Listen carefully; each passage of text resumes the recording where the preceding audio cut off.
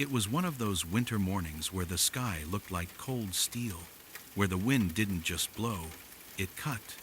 Downtown traffic crawled through slush and exhaust, people kept their heads down, and no one made eye contact with strangers anymore.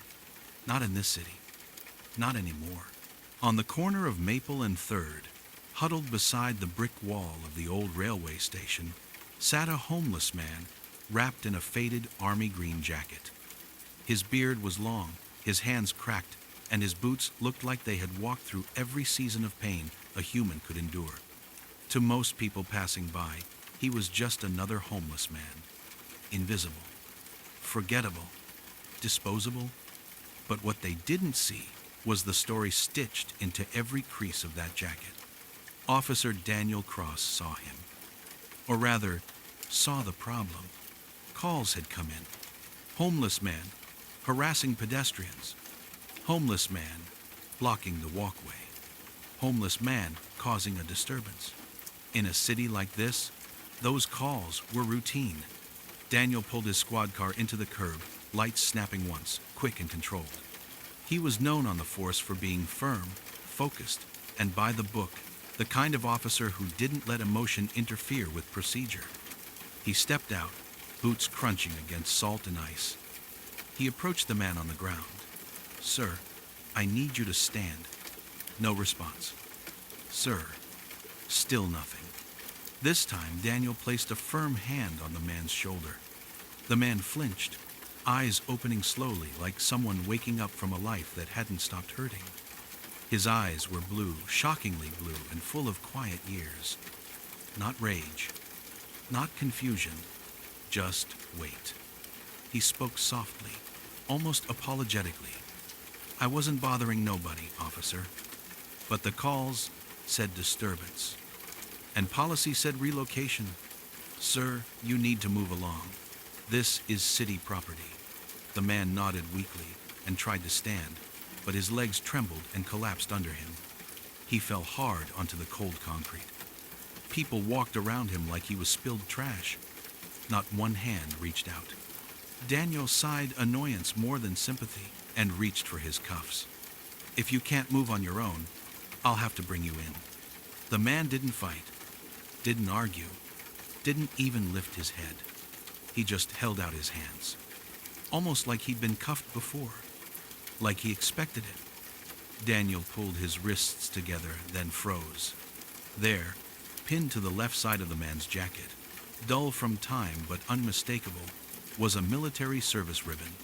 Not just any ribbon, a silver star, one of the highest honors for valor in combat, awarded only to soldiers who had run toward danger when everyone else ran away. Daniel's breath caught. His grip loosened. Everything around him, the cars, the wind, the city noise, seemed to fall silent. This man wasn't a vagrant. He was a war hero. Before Daniel could say a word, the man spoke again. Low. Steady. "I earned that a long time ago. Doesn't mean much now." Those words hit harder than sirens ever could. Daniel swallowed. "What's your name, sir?" The man hesitated. "Sergeant Michael Hayes, U.S. Army." Daniel stepped back slowly. He had heard that name before, but he couldn't place where, not yet. He helped Michael to his feet. "Come on, let's get you warm." But Michael shook his head. "No shelters. They're crowded. Fights. Can't sleep indoors much anymore. Trauma. PTSD. Combat echoes." Daniel recognized the signs. His own father had carried those same ghosts. Daniel's father, Captain Robert Cross, had served in the same conflict. Came home a different man. Silent. Withdrawn. Cold. Until the day he didn't come home at all. Daniel was 17. The folded flag still lay in a case in his living room. That memory stung like frostbite. He took a breath. "Michael, where did you serve?" Michael stared into nothing. "Iraq, Task Force Griffin, 2004. The world stopped. Task Force Griffin. The same unit his father served in. Daniel's voice cracked. "Do you Did you know Captain Cross? Michael's eyes lifted slowly. For the first time, he looked at Daniel, really looked. Recognition flickered, like a memory pushing its way through mud and smoke. You're Robbie's boy. Daniel's chest tightened. He hadn't heard anyone call his father Robbie since he was a child. And then Michael said the words that shattered everything Daniel thought he knew. Your father saved my life. The wind stopped. The heartbeat of the city paused. Michael's voice was quiet and rough. We were pinned down. Ambush took us from 3 sides. Captain Cross was hit, but he stayed up long enough to pull me behind cover. He kept telling me to keep breathing, to stay, to hold.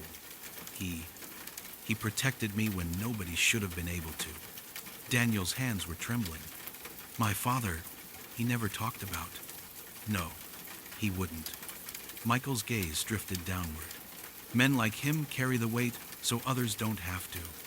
Daniel's throat tightened. This wasn't just a homeless man. This was the last living thread to the father he'd lost. But the story wasn't finished. Not even close. Michael cleared his throat. Your father didn't just save me. He saved all of us. He made sure the rest of the squad got out. Daniel felt his chest cave. That day was the last day I saw him alive. Silence. Heavy. Human. Unbearable. Daniel lowered his cuffs. Then he lowered himself to his knees. Right there, in the cold, in public, in full uniform, to the man everyone else stepped over. Officer kneeling to a soldier no one remembered. People stopped walking. They watched. Phones lowered. No one spoke. Daniel's voice was quiet. Michael, come with me. Michael shook his head slowly. I don't belong anywhere. Daniel's voice grew firmer. This city forgot you, but I won't. Michael blinked. A tear slid through the dirt on his cheek. And in that moment, 2 broken histories, one father lost, one soldier forgotten, stitched themselves back together. Daniel escorted Michael to his squad car, not in cuffs, but with a hand on his back. Not forced, not shamed, not hidden. The police radio crackled. Daniel ignored it. They drove to the VA center. Daniel stayed with him through intake, through paperwork, through the long wait. He didn't leave. Weeks passed. Michael started therapy, got housing assistance, new boots, a warm bed, a doctor who listened. Daniel visited every week. Sometimes they spoke. Sometimes they sat in silence. Both kinds of conversations healed something.